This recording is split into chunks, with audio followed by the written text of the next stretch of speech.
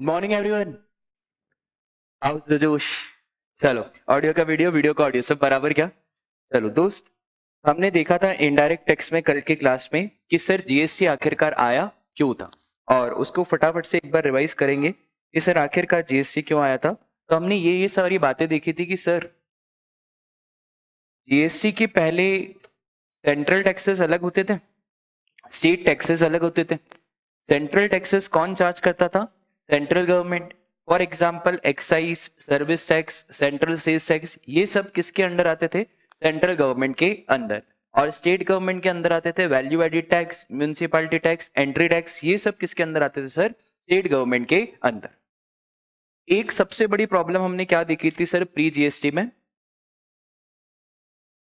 और सपोज करो मैन्युफैक्चरर ये बॉटल बना रहे और ये बॉटल 1500 रुपए में बन रही, इसके ऊपर हमने एक्साइज ड्यूटी लगाई कितनी? 12.5%। और ये 12.5% हमारा कितना आया था? 187.5। अब प्रॉब्लम क्या हो गई थी कि सर ये जो वैल्यू थी ना 1687.5, इसके ऊपर हमने लगाया था क्या? VAT. VAT stands for value added tax. जब हम मैन्युफैक्चर करते हैं तो एक्साइज ड्यूटी लगती है, जब हम विद इन द स्टेट बेचते हैं तो वैट लगता है, और जब हम आउटसाइड द स्टेट, इसका मतलब है दो डिफरेंट स्टेट्स में बेचते हैं जैसे एमपी महाराष्ट्र, तो पहले एक टैक्स लगता था जिसका नाम क्या था? CST, that was central sales tax. ठीक है, तो बेटा यहाँ पे दिक्कत क्या हो गई? 187.5 तो ठीक है, पर ये जो वैल्यू आई 1687.5, इसके ऊपर जो वैट लग गया, इसमें दो प्रॉब्लम हो गई। दो प्रॉब्लम क्या हो गई? एक तो टैक्स पे क्या लग गया? टैक्स। और दूसरी प्रॉब्लम कि सर 1500 पे तो ऑलरेडी टैक्स लग चुका था, वापस से 1500 पे एक बार क्या लग गया? टैक्स। तो एक प्रॉब्लम तो क्या थी? टैक्स ऑन टैक्स, उसे कहते हैं हम कास्केडिंग इफेक्ट ऑफ टैक्स, और जब वापस से वैल्यू जुड़ गई तो उसे हम कहते थे डबल टैक्सेशन। ठीक है सर, इन दोनों को दूर कैसे करा? फिर हमारा एक सिस्टम आया था credit system value added tax में। वैल्यू एडिड टैक्स सिंपल था, अगर सेम स्टेट्स में माल बेच रहे हैं तो एक टैक्स लगाएंगे जिसका नाम क्या है? Value added tax. तो वैल्यू 1000, वैट 100, कितना आ गया टोटल? 1100। अब ये प्रॉब्लम को दूर करने के लिए हमने बोला कि एक काम करो, यहाँ पे आप वैल्यू कितनी ले जाओ? 1000। इससे क्या होगा सर? जब आप 1000 वैल्यू लेके जाओगे ना तो उससे एक फायदा हो जाएगा कि वापस से वो टैक्स ऑन टैक्स की प्रॉब्लम नहीं आएगी। फिर प्रॉफिट कितना? 200। टोटल कितना हो गया? 1200। सर अभी सरकार ने बोला 1200 पे वैट लगाओ। सर डबल टैक्सेशन तो अभी भी हो रहा है। 2 मिनट, 1200 पे हम वैट तो लगाएंगे, पर जो आप पहले भर के आ गए हो उसका क्या दे देंगे? क्रेडिट दे देंगे। तो 1200 पे 10% लगाएंगे 120, पर जो पहले भर के आ गए हो 100 रुपए, उसका दे देंगे क्रेडिट। तो नेट नेट में भरना सिर्फ कितना है? 20 रुपए। ठीक है, और ऐसी चेन चलती जाएगी। सर ये तो सब बढ़िया था, हाँ, दिक्कत कहाँ पे आई? दिक्कत आई थी हमको कहाँ पे? Central sales tax. Central sales tax कौन सा टैक्स था sir? Origin based tax. Origin based tax का मतलब है कि सर जो सेलर स्टेट है, जो प्रोड्यूसिंग स्टेट है, उस गवर्नमेंट को टैक्स का पैसा जाएगा, कंजम्पशन स्टेट्स को पैसा नहीं जाएगा। तो हमने देखा था कि सर महाराष्ट्र से एमपी वैल्यू 1000, इस पे क्या चार्ज होगा? सीएसटी। इस पे वैट थोड़ी चार्ज होगा क्योंकि ये महाराष्ट्र है और ये क्या है? एमपी। तो हमने सीएसटी चार्ज करा 10% से, कितना हो गया? 100 रुपए, 1100 रुपए। अब एक बात बताओ, ये जो सीएसटी का पैसा है कौन सी गवर्नमेंट को जाएगा? महाराष्ट्र गवर्नमेंट को। अब जब ये एमपी टू एमपी सेल हो रहा है तो वैट लगेगा। 1000, 200 का प्रॉफिट, 1200, 120 का क्या? वैट। अब सर समझो ना यार, जब ये 120 का वैट देने गया, इसके मन में ये था कि मैं 100 रुपए का क्रेडिट लूंगा, पर सरकार ने बोला हम 100 रुपए का क्रेडिट आपको दे कैसे, क्योंकि 100 रुपए का पैसा गया किसके पास है? तो क्या इसको 100 रुपए का क्रेडिट मिलेगा? नहीं मिलेगा। तो सर ये दिक्कत थी हमारा किसमें? Origin based tax. तो फिर हमने देखा था कि सर आखिरकार पोस्ट जीएसटी एरा में हमने क्या करा? तो पोस्ट जीएसटी एरा में हमने बताया क्या करा था? मैन्युफैक्चरर, होलसेलर, रिटेलर और कंज्यूमर। ये मैन्युफैक्चरर सपोज करो 1 लाख, ये जीएसटी कितना ले रहा है? 18,000। क्या इसे कोई क्रेडिट मिलेगा? इसे तो कोई क्रेडिट मिलेगा ही नहीं, ये तो फर्स्ट स्टेज है, तो इससे कोई क्रेडिट नहीं मिलेगा, निल। तो गवर्नमेंट ऑफ इंडिया को कितना पेमेंट चला जाएगा? 18,000। Assuming profit margin 10%।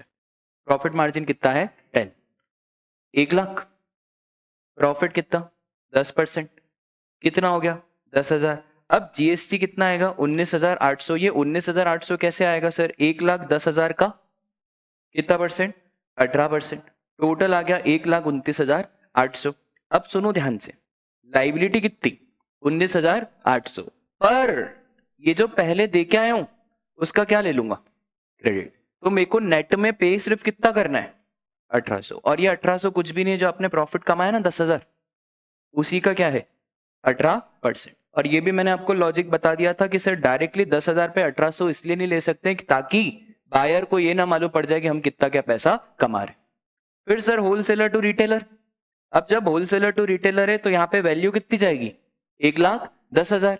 कोई ये ना कहे कि सर वैल्यू 1,29,800 जाएगी, शर्म करो यार, हम जीएसटी पे प्रॉफिट थोड़ी कमाएंगे, हम जीएसटी पे प्रॉफिट कमाएंगे क्या, नहीं सर। यहाँ पे वैल्यू कितनी जाएगी 1,10,000, फिर वापस से 10% का प्रॉफिट, फिर जीएसटी लगेगा 1,10,000 प्लस 11,000 पे कितना लग गया 21,780। अब इस 21,780 में से क्या माइनस कर दूं 19,800। कौन सा 19,800, जो पहले देके आ गए हो, जिसको कहा जाता है क्या क्रेडिट। बस ये फिर नेट में कितना पे करना है 1980। आखिरी में कंज्यूमर तो कितना पे करेगा सर 142780। क्या कंज्यूमर के केस में कोई क्रेडिट वेडिट की बातें होगी, नहीं सर, कंज्यूमर को कोई क्रेडिट वेडिट मिलेगा नहीं। और मैंने एक और चीज बताई थी कि सर ये 21,780 को हम वेरीफाई भी कर सकते हैं। 18,000 इसने दिया, 1800 इसने दिया, 1980 इसने दिया, टोटल कितना आया 21,780। बोलो यहां तक की बातें क्लियर है क्या, ठीक है। बेसिक कॉन्सेप्ट से चल रहे। फिर अगला बेसिक कॉन्सेप्ट से हमारा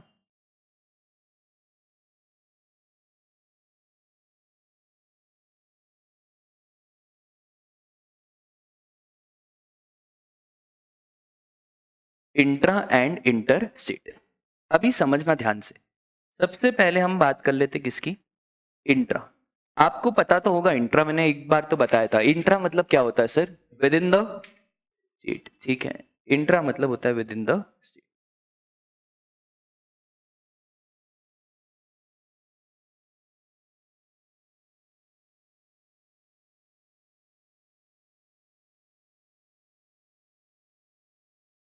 अच्छा विद इन द स्टेट तो ठीक है, क्या with in the union territory भी आएगा, हाँ विद इन द स्टेट भी आएगा और विद इन द,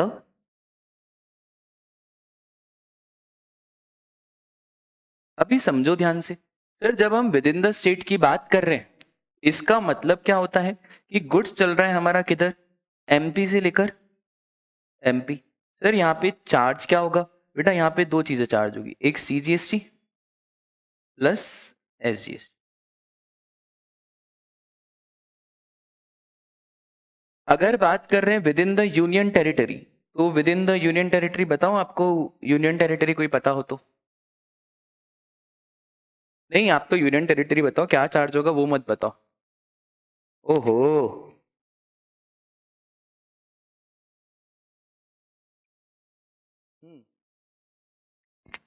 लक्षद्वीप तो अलग ही पॉपुलर हो गया ना। चंडीगढ़ ले लेते हैं यार, मोदी जी का ध्यान रखते हैं। चंडीगढ़, सर यहाँ पे क्या चार्ज होगा दोस्त, यहाँ पे चार्ज होगा CGST plus UTGST, CGST plus UTGST.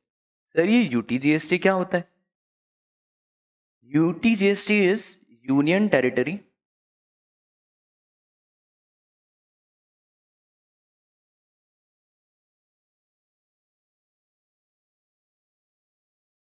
एक और चीज, ये जो यूटीजीएसटी का पैसा है ना, ये यूटीजीएसटी का पैसा managed by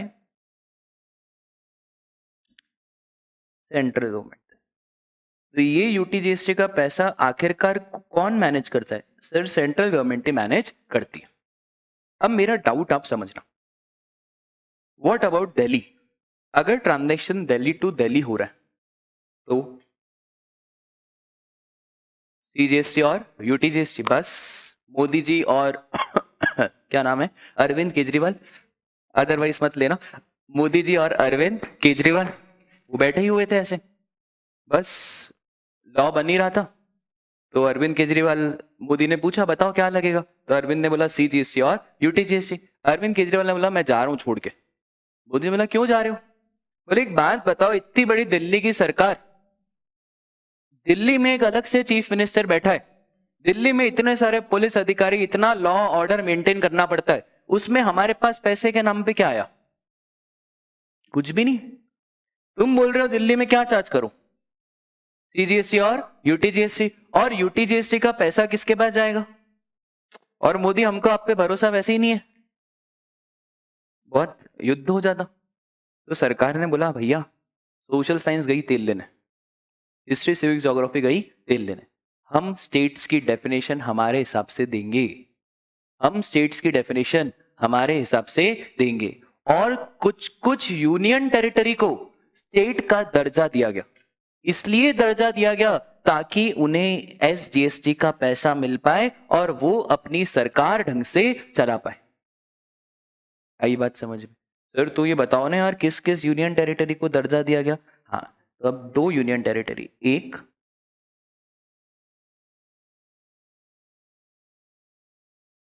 union territory with legislature. With legislature का मतलब होता है with own chief minister,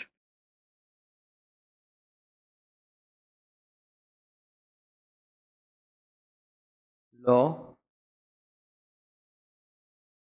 and order, मतलब जिस जो बड़ी स्टेट से, जो बड़ी यूनियन टेरिटरी है उनके बारे में बात कर रहे हैं।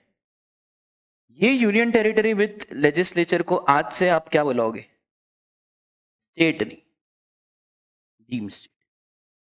वो आप लोग कुछ कुछ लड़कियों के केस में आप ऐसे करते हो ना, तू मेरा भाई है, अरे ऐसा करते हो ना तुम, कोई कोई लड़कियों के केस में तुम ऐसे बोलते हो ना कि तू मेरा भाई है, वो है तो लड़की, पर तुम उसको डीम्ड क्या मान लेते हो, ये तो मेरा भाई है। डीम्ड स्टेट का मतलब है ये है तो यूनियन टेरिटरी, पर GST के हिसाब से इसको क्या माना जाएगा? Deemed state. History civics geography, sir तेल लेने गई हिस्ट्री सिविक्स ज्योग्राफी, हम हिस्ट्री सिविक्स ज्योग्राफी नहीं देख रहे, हम क्या देख रहे हैं सर? GST देख रहे हैं। तो सर कौन कौन सी 3 हमारी डीम्ड स्टेट है? सबसे पहले तो आपने मुझे बताई क्या, और दूसरा जिसपे विवाद पे विवाद, विवाद पे विवाद आते रहते थे, और ये गजब, मैंने को तो बोलने की देरी नहीं थी, विवाद पे विवाद आते रहते थे, और फाइनली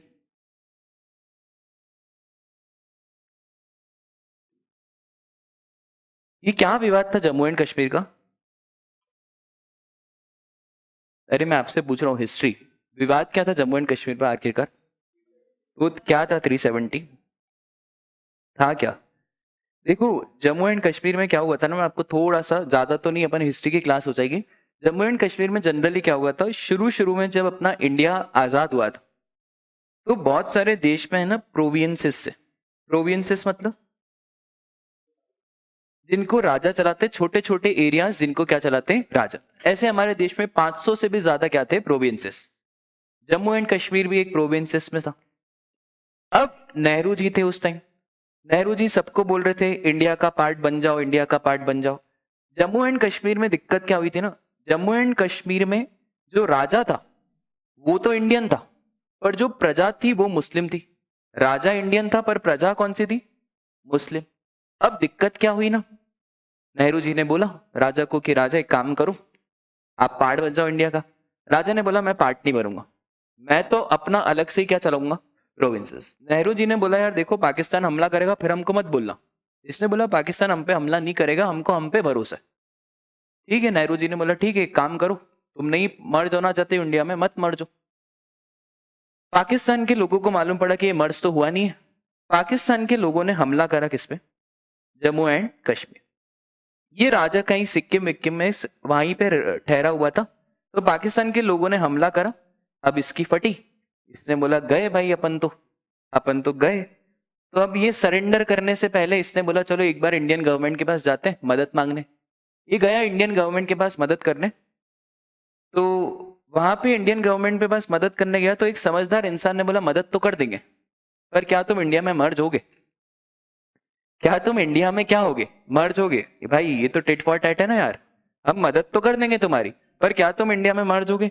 ये अलग ही ईगो में इंसान, ये राजा अलग ही ईगो में, ये बोल रहा है मैं तभी भी इंडिया में मर्ज नहीं होगा। हमने बोला भैया सोच ले, इंडिया में मर्ज होना है तो हो जा, नहीं होना है तो फिर मत बोलना मदद करने नहीं आए थे। इसका सेवक राजा का बोल रहे सर मर जाएंगे, पूरे की पूरी जनता ही जाएगी। इसने बोला ठीक है मैं मर्ज तो हो जाऊंगा पर मेरी कुछ शर्तें। बता भाई तेरी शर्तें। इसने बोला मेरा अलग से झंडा होना चाहिए, मेरे अलग से राइट्स होने चाहिए, जम्मू एंड कश्मीर की प्रॉपर्टी भी जम्मू एंड कश्मीर के लोग खरीदेंगे, मैं मर्ज तो हो जाऊंगा पर मुझे अलग से राइट्स दो, मुझे कॉन्स्टिट्यूशन में अलग से राइट्स दो। ऐसा ही हुआ। जम्मू एंड कश्मीर पाकिस्तान के लोगों ने हमला भी करा, इंडिया के लोगों ने इन्हें बचाया भी सही, और फिर जम्मू एंड कश्मीर को एक स्पेशल दर्जा दिया गया। और ये special status Jammu and Kashmir का आर्टिकल 370A में पूरा का पूरा डिफाइंड है कि ये जम्मू एंड कश्मीर को क्या है हमारा स्पेशल स्टेटस। अब ये विड्रॉ हो चुका है। विड्रॉ होने का मतलब ये होता है कि सर जम्मू एंड कश्मीर पहले भी इंडिया का ही पार्ट था, अभी भी इंडिया का पार्ट था, पर पहले वो फुल फ्लैश इंडिया का पार्ट नहीं था, अब ये फुल फ्लैश इंडिया का पार्ट हो गया है। अब वहां पे भी झंडा इंडिया का। क्या एज अ इंडिविजुअल मैं वहां पे कोई प्रॉपर्टी खरीद सकता हूँ? हाँ सर आप वहां पे प्रॉपर्टी खरीद सकते हो। बोलो बात क्लियर है? तो दिल्ली, जम्मू एंड कश्मीर,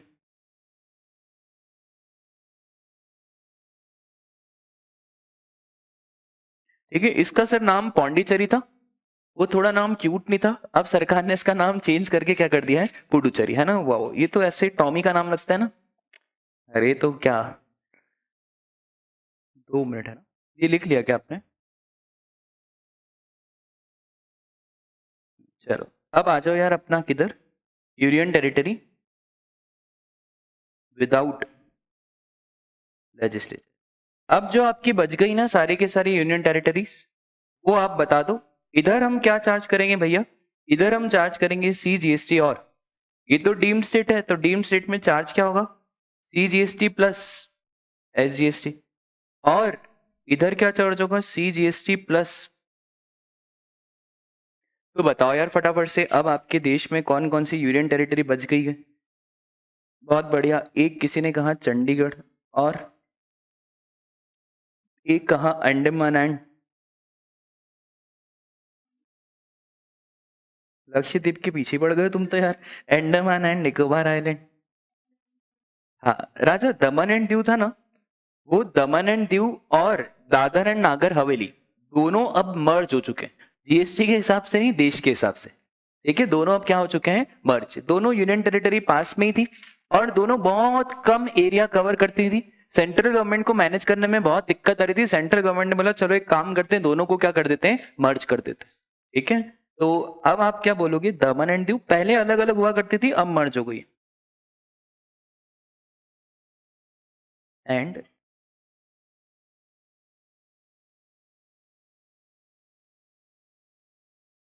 और अब भाई का लिख देते अपन। ठीक है, बोलो बात क्लियर है क्या? सर यहाँ पे क्या चार्ज होगा? CGST और UT GST। अब सुनना ध्यान से, ये तो बात हुई किसकी? इंट्रा की। सर इंट्रा को छोड़ के एक और चीज भी होता आती है, इसको क्या बोलते हैं? इंटर। भैया इंटर, सी इंटर, अरे नहीं राजा, इंटर पे क्या चार्ज होता है? Integrated goods and services tax, जिसे हम प्यार से क्या बुलाते हैं? IGST। अच्छा IGST कुछ है थोड़ी, IGST दो चीजों का मिक्सचर है, CGST और SGST। और इसमें CGST वाला पोर्शन तो सेंट्रल गवर्नमेंट खुद रख लेगी, पर SGST वाला पोर्शन उस स्टेट गवर्नमेंट को दे देगी जहां पे ultimately goods and services consume हो। ठीक है, तो ये IGST कब चार्ज होगा? Two different states, two different state example बोल दो। MP to Maharashtra, two different union territory. For example अगर मैं कहूं लद्दाख से लेकर चंडीगढ़। अच्छा मुझे एक बात बताओ, अगर मैं कहूं दमन एंड दीव से Dadar and Nagar Haveli, intra है ना, क्योंकि सर ये दोनों अलग अलग नहीं है, ये दोनों दो जिस्म एक जान है। ठीक है, तो ये दोनों अब अलग अलग, पहले अलग अलग हुआ करते थे, अब ये अलग अलग नहीं है। ठीक है, और उसके बाद है हमारा वन स्टेट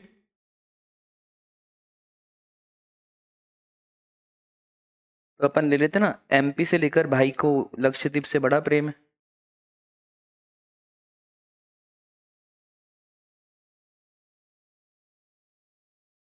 और two different countries,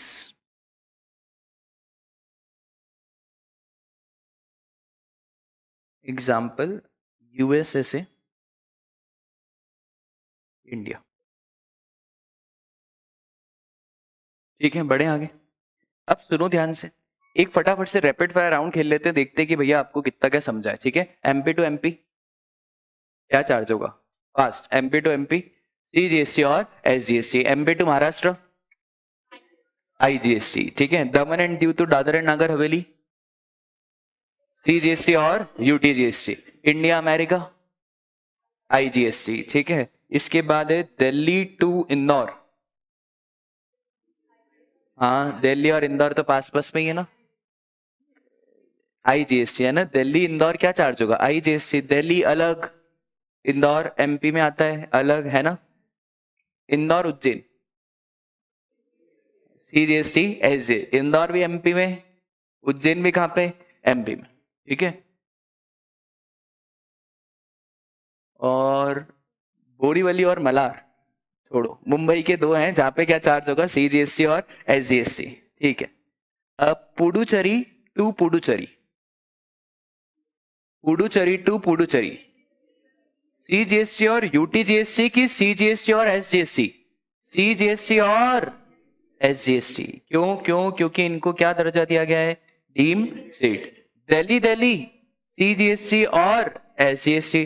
Jammu and Kashmir CGST और एसजीएसटी। पर Jammu and Kashmir to Delhi IGST. ठीक है, अब हमेशा याद रखना आईजीएसटी तब आएगा जब दो अलग अलग नाम रहेंगे, तभी क्या आएगा हमारा? आईजीएसटी। वरना सीजीएसटी एसजीएसटी या सीजीएसटी और यूटीजीएसटी। बोलो, बात क्लियर है क्या? पक्का पक्का पक्का सर। इसके बाद है हमारा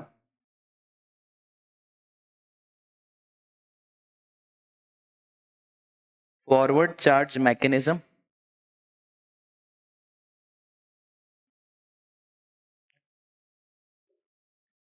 एंड ये बस बेसिक कॉन्सेप्ट्स है, ताकि आप खुद से भी कभी आपका मन करे सेल्फ स्टडी करने का, तो आप खुद से भी सेल्फ स्टडी कर सकते हो। बस ये आपके बेसिक कॉन्सेप्ट क्लियर होने चाहिए। बेसिक कॉन्सेप्ट क्लियर होंगे ना, तो आप आराम से सब कर लोगे। ठीक है सर, ये फॉरवर्ड चार्ज और रिवर्स चार्ज क्या होता है? देखो, अपन है ना कोशिश करते, क्या नाम है दोस्त तुम्हारा? हाँ, उत्कर्ष। थोड़ा इधर देखोगे, है ना, थोड़ा सा है ना, मेरे को थोड़ा पाब्लो पिकासो जैसा ड्राइंग बनाना है।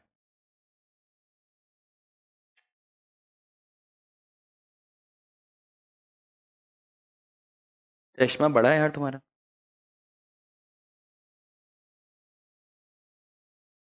सेम यार, दांत, हाँ सॉरी।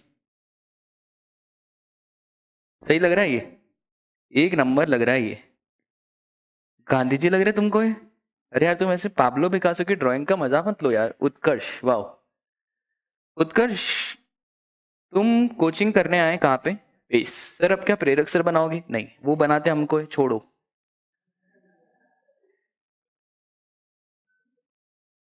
इतना नहीं बोलना था। अरे वो हमको बनाते, मतलब वो हमको एक अच्छा टीचर बनाते। तुम क्या सोचते रहते हो यार, कवर करना पड़ता है। ये है हमारा क्या, क्या फीस ले रहे हैं ये लोग इंटर की? मुझे तो नहीं मालूम है क्या फीस ले रहे हैं। 54,000। 50 ले लें, 50 ले लेते हैं अपन। कितनी प्राइस ले रही है? 50,000 फीस। इसके ऊपर कोचिंग इंडस्ट्री पे 18% का जीएसटी है। तो अच्छा, मुझे एक बात बताओ, क्या लगना चाहिए आपके हिसाब से? आईजीएसटी या सीजीएसटी और एसजीएसटी? सीजीएसटी और एसजीएसटी, है ना। एमपी, और आप भी कहाँ पे? एमपी। एमपी में ही सर्विसेज ले रहे हो, तो यहाँ पे हम ला चार्ज करेंगे सीजीएसटी एसजीएसटी। कर दो यार 9% चार्ज, 4,500। और ये भी कितना? तो टोटल कितना जेब से देना पड़ेगा? 59,000। ठीक है, राजा तुमने अपनी पॉकेट से कितना दिया? 59,000। पेस की पॉकेट में कितना गया? नहीं, अभी तो पेस की इनिशियली पॉकेट में गया कितना? 59। क्या ये 59 पूरा पेस का है? नहीं, इसमें से कुछ पैसा किसको देना पड़ेगा? है ना, गवर्नमेंट को भी तो कुछ पैसा देना पड़ेगा ना, कि नहीं देना पड़ेगा। पेश है हमारे पास मोदी जी। मोदी जी थोड़ा सा छोटे हो जाओ आप, वो तो वैसे आप बहुत बड़े, पर आज छोटे हो जाओ। तो ये 59,000 में से पेस क्या करेगा? मोदी को देके आएगा। सर ये तो 9,000 है, सेंट्रल गवर्नमेंट का 4500 और स्टेट गवर्नमेंट का 4500। अभी गवर्नमेंट का मतलब क्या? मोदी जी, है ना। जब जब मैं बोलूं गवर्नमेंट मतलब समझना क्या? मोदी जी। तो पेस दे क्या आएगा? टोटल 9,000, जिसमें CGST 4500 और SGST 4500। पेस के पास बचेगा कितना? 50,000। ये जो मैंने आपको अभी सिखाया ना, इसे बोला जाता है फॉरवर्ड चार्ज मैकेनिज्म। इसे क्या बोला जाता है? Forward charge mechanism. इस फॉरवर्ड चार्ज मैकेनिज्म में मैं आपसे सिर्फ 3 चीजें पूछ रहा हूं, मुझे आप 3 चीजें बताना कि उत्कर्ष की पॉकेट से कितना गया, पेस की पॉकेट में कितना आया, और गवर्नमेंट ऑफ इंडिया की पॉकेट में कितना आया। उत्कर्ष तुम्हारी पॉकेट से, पेस तुम्हारी पॉकेट में, और गवर्नमेंट ऑफ इंडिया। ठीक है।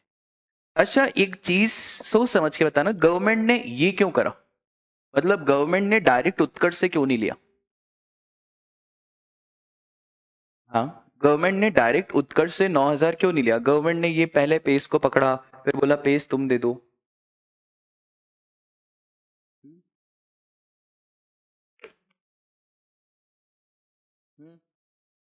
सही बोल रहे हो। ये सिर्फ बच्चे से अकेले अकेले जाके थोड़ी लेंगे, वरना मोदी जी परेशान नहीं हो जाएंगे? 140 करोड़ की आवाम है, 140 करोड़ की जनता के अलग अलग GST के रजिस्ट्रेशन, फिर 140 करोड़ लोगों से अलग अलग क्या मांगते रहो? GST मांगते रहो, दिक्कत हो जाएगी। तो गवर्नमेंट ऑफ इंडिया जनरली ना बड़े प्लेयर्स को पकड़ती है। बड़ा प्लेयर्स मतलब कौन? पेस। बड़ा प्लेयर मतलब कौन? पेस। पेस के पास n नंबर ऑफ स्टूडेंट्स है, रजिस्ट्रेशन कौन कराएगा? पेस। आप लोग रजिस्ट्रेशन के मचमच में मत पड़ो, आप लोग पढ़ाई लिखाई पे ध्यान दो। रजिस्ट्रेशन सब कौन कराएगा? पेस। बस आप GST का पैसा दे देना, आपके बिहाफ पे कौन पे कर देगा गवर्नमेंट ऑफ इंडिया को? पेस। सर गवर्नमेंट को मतलब किससे? GST से। कुछ कुछ केसेस में, कुछ कुछ केसेस में सरकार सप्लायर से नहीं ले पाती। Pace is supplier. सप्लायर मतलब सर जिसको पैसा मिल रहा है, रिसीवर मतलब जिसकी जेब से पैसा जा रहा है। हमेशा याद रखना, जब जब मैं कहूं सप्लायर, इसका मतलब है पैसा मिल रहा है उन्हें। रिसीवर मतलब जिसकी जेब से पैसा जा रहा है। कुछ कुछ केसेस ऐसे होते हैं दोस्त, जहां पे सरकार पेस से ले ही नहीं पाती, तो फिर सरकार किससे ले लेगी? रिसीवर। पर 100 में से 90 केसेस में तो सरकार ने किसको पकड़ा है? सप्लायर। पर कुछ कुछ केसेस ऐसे भी हैं जहां पे सरकार ने सप्लायर को ना पकड़ते हुए किसे पकड़ा है? रिसीवर को। जब सरकार ने रिसीवर को पकड़ा है, उसी चीज को बोलते हैं क्या?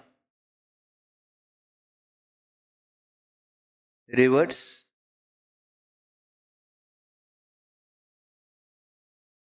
Charge mechanism. सर ये रिवर्स चार्ज मैकेनिज्म का एक एग्जाम्पल दो। ठीक है, इसका मैं एक नया एग्जाम्पल बना दूं, क्योंकि ये तो पेस में तो फॉरवर्ड चार्ज लगता है, तो रिवर्स चार्ज में अपन एक एग्जाम्पल ले लेते हैं। वापस से बनाओ ना सर। इसको बनाए कौन? थोड़ा हट्टा गट्टा तगड़ा टाइप है, ये थोड़ा सही लग रहा है। बेटा तुम्हारा नाम क्या है? आकर्ष। आकर्ष, वाह, नाम तो अच्छा पाया यार, आकर्ष।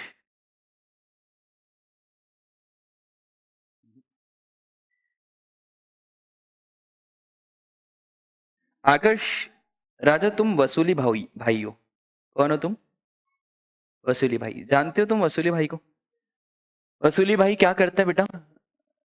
अरे चश्मा थोड़ी पहनेगा वसूली भाई यार। ठीक है, वसूली भाई क्या करता है ये?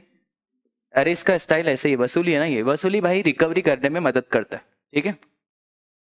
वसूली भाई छोटे छोटे लोगों के लिए काम नहीं करता है, वसूली भाई बैंक्स के लिए काम करता है।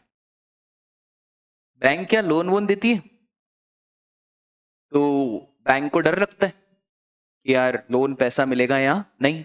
सपोज करो बैंक ने इस लड़की को लोन दिया, बैंक का नाम काफी, वसूली भाई गए, बोले मैडम आपने लोन नहीं चुका है, बोले जाओ नहीं चुकाती, उसने बंदूक रखी, मैडम आपने लोन नहीं चुका है, वापस इसने बंदूक, बोले ना नहीं चुकाती, उसने ऊपर करा, फिर ये ट्रिगर चुकाते चुकाते, ठीक है। दुनिया के सबसे बेकार लोग कौन है, वो अपना काम कर रहे हैं, उनको बैंक ने हायर ही किस लिए करा है कि जो पैसा हमारा डूब जाएगा वो पैसा आप रिकवर करने में मदद करना। सर बैंक वाले इनको क्या देंगे, बैंक वाले क्या देंगे, पैसा। मुझे बताओ who is the supplier, who is the receiver, गलत मत बोलना, जो मैंने सिखाया वही बताना। Who is the supplier, who is the receiver. बहुत बढ़िया, वसूली भाई। सर ये वसूली भाई को जीएसटी में क्या बोलते हैं, रिकवरी एजेंट। क्या बोलते हैं इसको, रिकवरी एजेंट। देख रहे हो कितना अच्छा नाम है। वो मेरा दोस्त था, उसको कॉलेज में उसने मेरे को बोला कि मेरे को 80 गिट्टी आई है, तो मेरे को लगा उसको कुछ अवार्ड अवार्ड मिला है। बोले वो पागल, 80 गिट्टी का मतलब होता है सप्लीमेंट्री आई है। तो बस वसूली भाई नहीं, नाम क्या इसका, recovery agent. Who is the supplier, वसूली भाई। आप वसूली भाई को सप्लायर क्यों बोल रहे हो, बहुत बढ़िया। भैया मुझे बताओ पैसा दे कौन रहा है, बैंक, और पैसा मिल किसको रहा है, वसूली भाई को। तो वसूली भाई इज व्हाट, सप्लायर, जो अपनी सर्विसेज दे रहे हैं किसको, बैंक को, ठीक है। सर ट्रांजेक्शन वापस से कितने का, 50,000। मुझे एक बात बताओ आपके हिसाब से, इसमें अगर फॉरवर्ड चार्ज लगाते तो बताए क्या होता। एक तो ये वसूली भाई है, तुम्हें क्या लगता है वसूली भाई पैसा देगा गवर्नमेंट को, नहीं। दूसरी एक और चीज, बेटा रिकवरी एजेंट तो बहुत छोटे हैं ना, बैंक्स बहुत बड़े, रिकवरी एजेंट तो एक छोटा सा पार्ट है, और बैंक्स ने an number of recovery agents hire करे हुए हैं। कितने सारे रिकवरी एजेंट्स मार्केट में घूमते जिनका काम ही क्या है, वसूल करना। तो सरकार ने बोला देखो यार, हमें इस चक्कर में नहीं पड़ना है, इतने सारे रिकवरी एजेंट आएंगे, रजिस्ट्रेशन कराएंगे, हम एक काम करते हैं, हमारे सहूलियत के हिसाब से किसका रजिस्ट्रेशन कराते हैं, बैंक।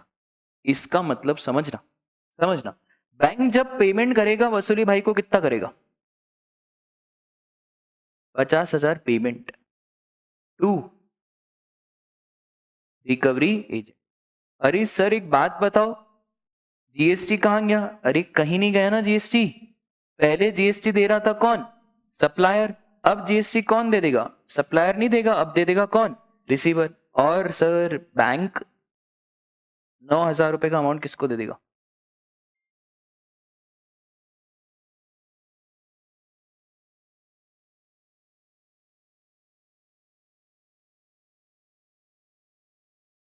बात समझ में आई क्या। इसी मैकेनिज्म को बोला जाता है क्या, रिवर्स चार्ज मैकेनिज्म। सर आपको एक बात बोले, हुआ कुछ नहीं, सेम वही हुआ है जो पहले हुआ था। मुझे एक बात बताओ भैया, बैंक की जेब से कितने गए, बहुत बढ़िया। सर बैंक की जेब से तो कितने गए, 59, 50 तो वसूली भाई को और 9,000 गवर्नमेंट को, ठीक है। सर गवर्नमेंट ऑफ इंडिया को कितने मिले, और वसूली भाई तुम्हें कितने मिले, क्या ऊपर भी ऐसा हुआ था, हाँ सर ऊपर भी ऐसा ही हुआ था। इसे बोला जाता है क्या, रिवर्स चार्ज मैकेनिज्म। 40-50 क्लास के बाद कॉन्सेप्ट आएगा रिवर्स चार्ज मैकेनिज्म का, पर इस बार मैं आपको सारी चीजें शुरू में समझाना चाह रहा हूं कि आखिरकार कंसेप्ट होता क्या है। जब ये पूरा चैप्टर आएगा, पूरे चैप्टर में हम बहुत सारे ट्रांजेक्शन देखेंगे, उसमें से एक ट्रांजेक्शन अभी हमने देखा। तो ऐसे बहुत सारे ट्रांजेक्शन है जहां पे सरकार ने क्या लगाया है, रिवर्स चार्ज मैकेनिज्म। आपको लॉजिक ध्यान रहेगा ना, आप तो पूरा कॉमन सेंस से पेपर करोगे। रिवर्स चार्ज आया ही क्यों, इसलिए आया क्योंकि सप्लायर से टैक्स लेना मुश्किल हो रहा था, तो तभी सरकार ने किसको पकड़ा, रिसीवर। किसको पकड़ा, रिसीवर। एक टफ क्वेश्चन पूछूं, मतलब बहुत आगे की क्लास का है, पर मुझे ऐसा लग रहा है आपका आईक्यू देख के आप बता दोगे। मैं ऑटो वाला भैया हूं, ठीक है, मेरी गाड़ी ओला पे चलती है, ऑटो वाला भैया हूँ, मैंने अपने आप को रजिस्टर कराया किस पे, ओला पे, ठीक है। और बहुत सारे रिसीवर है, फॉर सपोज करो ये रिसीवर है, ठीक है। अब सरकार इस केस में मुझे बताना सप्लायर कौन, सप्लायर कौन, मैं सप्लायर, ओला इज इंटरमीडियरी, मैं सप्लायर, और ये मैडम कौन, रिसीवर, और हम दोनों के बीच में ये है कौन, ओला। तुम्हारे हिसाब से सरकार को किससे टैक्स लेना चाहिए, मेरे से लेना चाहिए, इससे लेना चाहिए, कि ओला को पकड़े, किसको पकड़ना है, ओला को। आई बात समझ में, ये भी आगे कॉन्सेप्ट आएगा। बहुत बड़ी बड़ी बातें आप लोग कर रहे हो कि सर सरकार ने सप्लायर को नहीं पकड़ा, रिसीवर को नहीं पकड़ा, तो कभी कभार कुछ केसेस ऐसे भी आएंगे जहां पे ना सप्लायर ना रिसीवर, पकड़ेंगे हम किसको, बीच वाले इंटरमीडियरी को, ठीक है। बात समझ में आई क्या, तो एक तो हमने देखा क्या, फॉरवर्ड चार्ज मैकेनिज्म, और दूसरा हमने क्या देखा, रिवर्स चार्ज मैकेनिज्म। बढ़े आगे सर, आखिरकार ये पूरा का पूरा जीएसटी का सिस्टम कैसे चलेगा, हमें पता कैसे चलेगा किस चीज पे जीएसटी लगेगा और किस चीज पे जीएसटी नहीं लगेगा। तो इसको हम नाम देंगे फ्रेमवर्क ऑफ जीएसटी, या मेरी भाषा में आप कहो तो मैं इसको कहता हूं जीएसटी का झूला। इसका नाम आज से क्या रहेगा, जीएसटी का झूला। सर ये जीएसटी का झूला क्या है, जो जीएसटी के झूले को पार करेगा उसी के ऊपर जीएसटी लगेगा, उसी के ऊपर क्या लगेगा, जीएसटी। क्या जो सीए फाउंडेशन पास करेगा वो चार्टर्ड अकाउंटेंट कहलाएगा, क्या जो सीए इंटर पास करेगा वो चार्टर्ड अकाउंटेंट कहलाएगा, क्या जो सीए फाइनल पास करेगा वही चार्टर्ड अकाउंटेंट कहलाएगा, हाँ सर जो सीए फाइनल पास करेगा वही चार्टर्ड अकाउंटेंट कहलाएगा। तो वैसे ही जो जीएसटी का झूला पार करेगा उसी के ऊपर जीएसटी की बातें होगी, और अगर कोई जीएसटी का झूला पार नहीं कर पाएगा तो फिर उसके ऊपर जीएसटी की बातें नहीं होगी। सर ये जीएसटी का झूला है क्या, तो भैया जीएसटी के झूले में सबसे पहले जीएसटी का फुल फॉर्म, क्या फुल फॉर्म, तो पहले तो हमें ये देखना पड़ेगा कि आखिरकार गुड्स क्या है, सर्विसेज क्या है। What do you mean by term goods, what do you mean by term services, अभी बताऊंगा नहीं वरना एक्साइटमेंट खत्म हो जाएगी। अभी सब बता दिया तो फिर आखिरी में पढ़ेंगे क्या, ठीक है। बस आप तो ये समझना कि अगर गुड्स एंड सर्विसेज है तो बढ़ो आगे, और अगर गुड्स एंड सर्विसेज नहीं है तो फिर वो सॉरी, और सॉरी के आगे अपने को क्या लिखना है, नो, कोई जीएसटी की बातें नहीं होगी, ठीक है। सर यस है तो बड़े आगे, हाँ सर यस है तो बड़े आगे। अब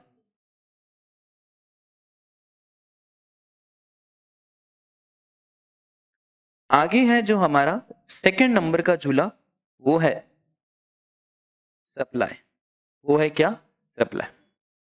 मतलब कोई चीज गुड्स एंड सर्विसेज बन गई, उसके बाद ये चेक करेंगे क्या वो सप्लाई बन रही है या नहीं। फिर सप्लाई क्या होता है आएगा, कल हम हमारा पहला चैप्टर शुरू करेंगे जिसमें गुड्स एंड सर्विसेज भी आएगा और सप्लाई भी आएगा। अभी तो बस आप ऐसा ध्यान रखो कि कुछ होता है गुड्स एंड सर्विसेज और सप्लाई। मूवी का मजा तो तभी है जब मूवी में कुछ ना कुछ सस्पेंस छोड़ दिया जाए, ठीक है। तो सर इसके बाद सप्लाई, अच्छा वापस से आप क्या बोल रहे हो कि सर अगर सप्लाई है तो बढ़ो आगे, और अगर नहीं है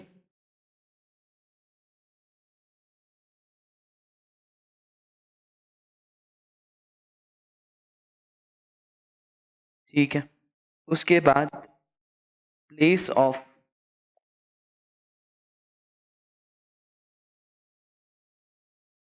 सप्लाई, प्लेस ऑफ सप्लाई में आप जनरली ये सीखोगे सीजीएसटी लगेगा, एसजीएसटी लगेगा, आईजीएसटी लगेगा, फिर एक्सपोर्ट होगा तो कोई जीएसटी की बातें नहीं होगी, ये सब सीखोगे कहां पे, प्लेस ऑफ सप्लाई। अगर प्लेस ऑफ सप्लाई हमारा इंडिया में है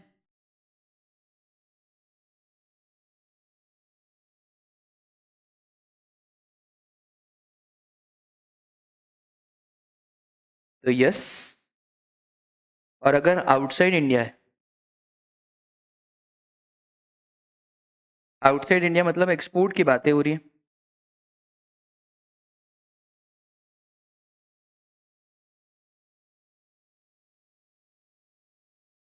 ठीक है। सर प्लेस ऑफ सप्लाई के बाद हमारा आएगा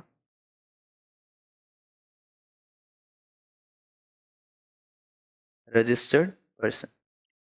अच्छा, मतलब जीएसटी में रजिस्ट्रेशन कराना पड़ता है। हाँ, जीएसटी सबके ऊपर एप्लीकेबल नहीं होता है। अगर आपका टर्नओवर एक लिमिट से क्रॉस होता है तभी आपको जीएसटी में रजिस्ट्रेशन कराना पड़ता है। अगर सर हमारा टर्नओवर क्रॉस नहीं हुआ तो हमें कोई जीएसटी में रजिस्ट्रेशन कराने की जरूरत नहीं है। तो अगर रजिस्टर्ड पर्सन है तो बढ़ो आगे।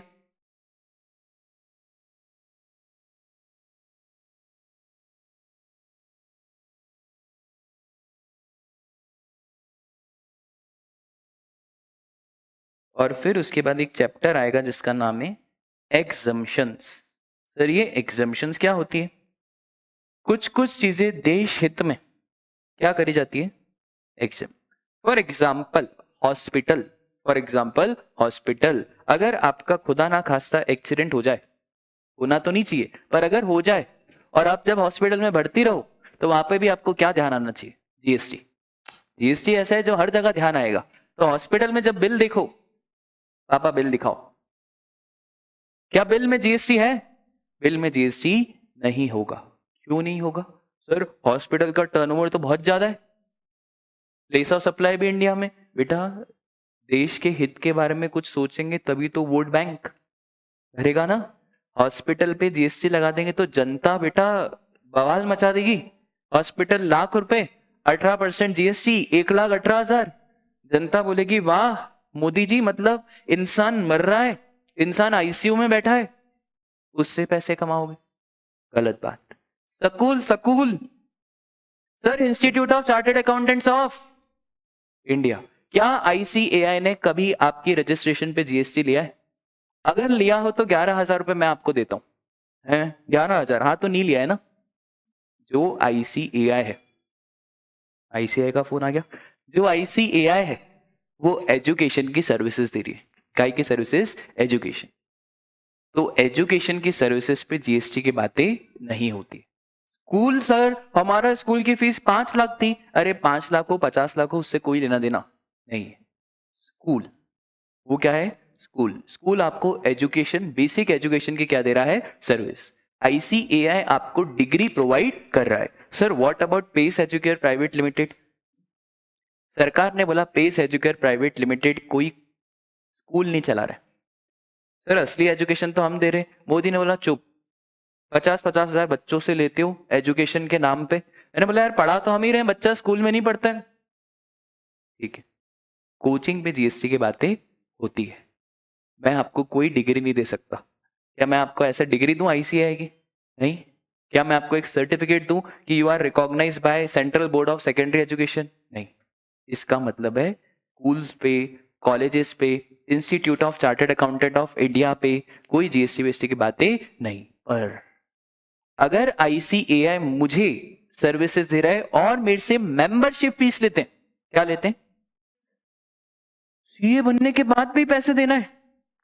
किस दिन बैठेंगे अपन, मेरे दुख दर्द पीड़ा डिस्कस करेंगे। सीए बनने के बाद भी क्या देने पड़ते हैं? पैसे। सर ये तो आप नया बता रहे हो। हाँ तो जब तुम सीए बनोगे तुम्हें मालूम पड़ेगा, जब हमें मालूम पड़ा था ना। अब खैर क्या ही बोले यार। तो हमने बोला यार सीए बनने के बाद भी मेंबरशिप फीस दो। क्या मेंबरशिप फीस पे जीएसटी लगेगा? हम स्टूडेंट थोड़ी हैं। शिट, हम तो कौन है? मेंबर्स। अगर मैं स्टूडेंट होता तो जीएसटी की बातें नहीं होती, पर मैं स्टूडेंट नहीं हूं भाई। मैं कौन हूं? मेंबर। तो क्या मुझे फीस भी देनी है और फीस के साथ जीएसटी? पर आप बच्चे तो क्या हो?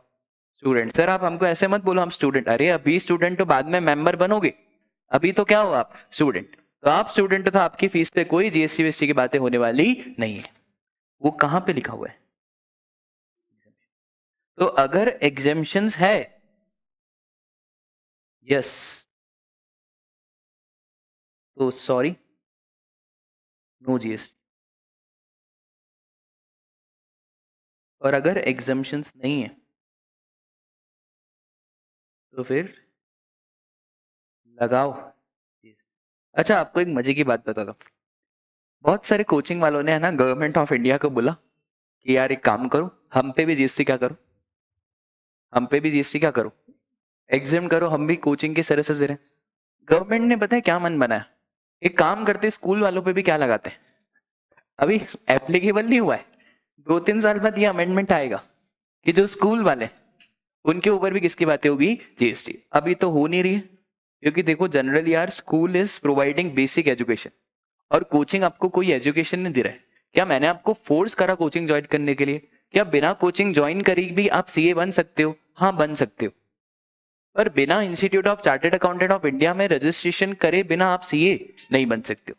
तो coaching is an option, coaching is an choice, not a need.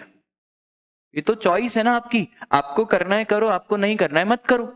School भी आपकी नीड है, पर कोचिंग आपकी क्या है, चॉइस है। तो सरकार ने सिंपल बोला यार कि भैया कोचिंग वोचिंग वालों तुम इतनी फीस लेते हो, लाख रुपए 1.5 लाख, अपना तो फिर भी कॉमर्स का कम है, साइंस वालों का कितना कितना फीस है। तो फिर सरकार ने बोला कि भैया इस पे हम आपको एग्जम्पशन नहीं दे सकते।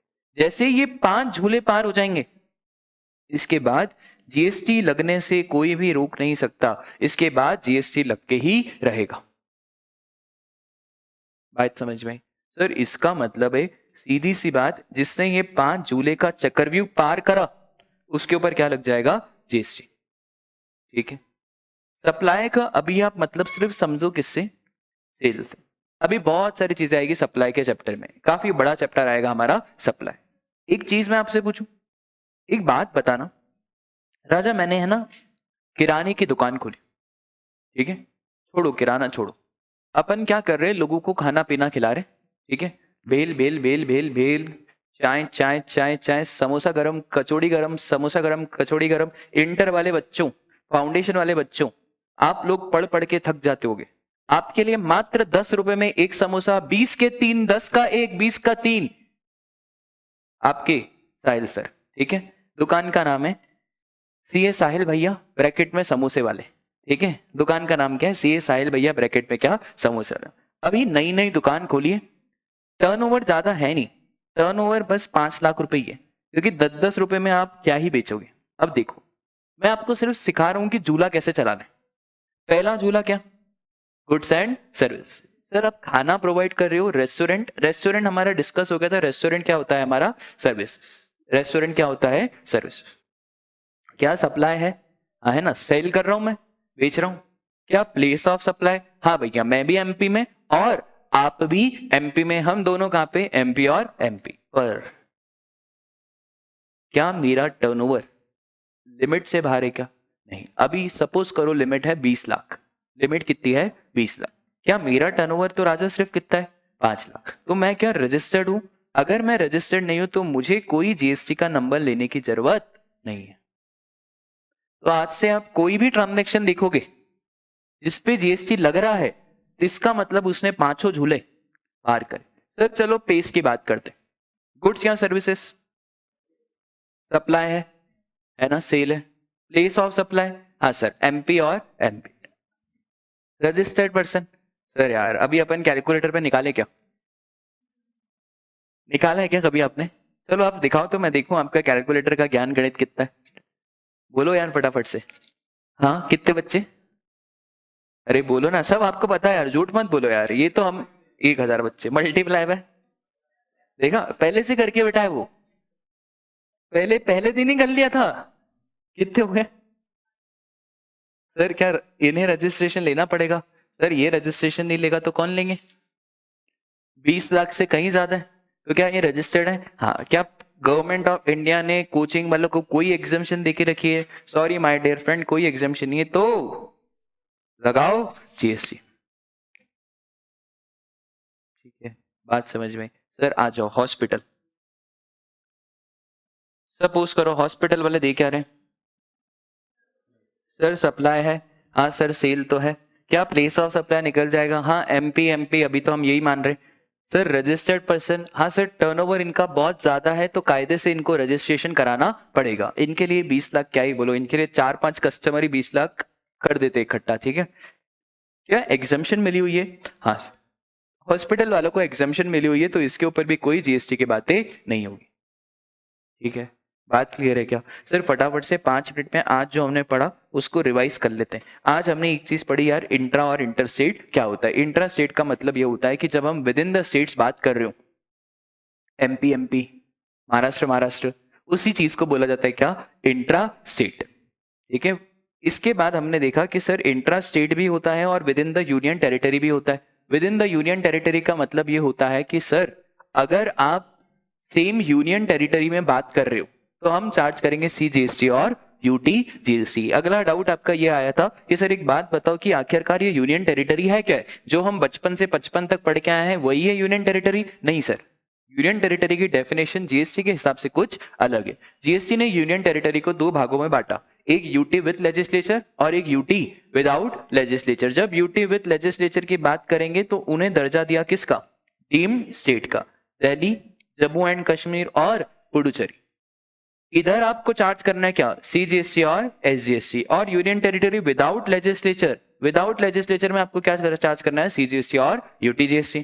इंटर की बात करो तो सर इंटर में हमने ये देखा था अगर दो डिफरेंट स्टेट से दो डिफरेंट यूनियन टेरिटरी है, अगर दो अलग अलग स्टेट्स यूनियन टेरिटरी एक स्टेट एक यूटी की बात कर रहे हैं तो उस केस में हम क्या लगाएंगे, IGST।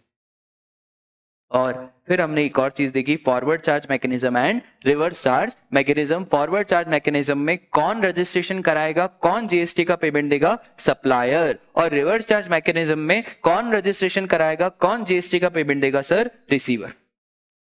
और फिर हमने आज एक और चीज देखी क्या, GST का झूला। GST का झूला हमने देखा कि आखिरकार हमको मालूम कैसे पड़ेगा कि GST लगेगा या नहीं लगेगा। तो पहला स्टेप है गुड्स एंड सर्विसेज। अगर गुड्स एंड सर्विसेज है तो भैया आगे बढ़ो, नहीं है तो फिर सॉरी। इसके बाद सप्लाई है तो आगे बढ़ो, नहीं है तो फिर इधर प्लेस ऑफ सप्लाई देखना है, रजिस्टर्ड पर्सन और एग्जम्पशन।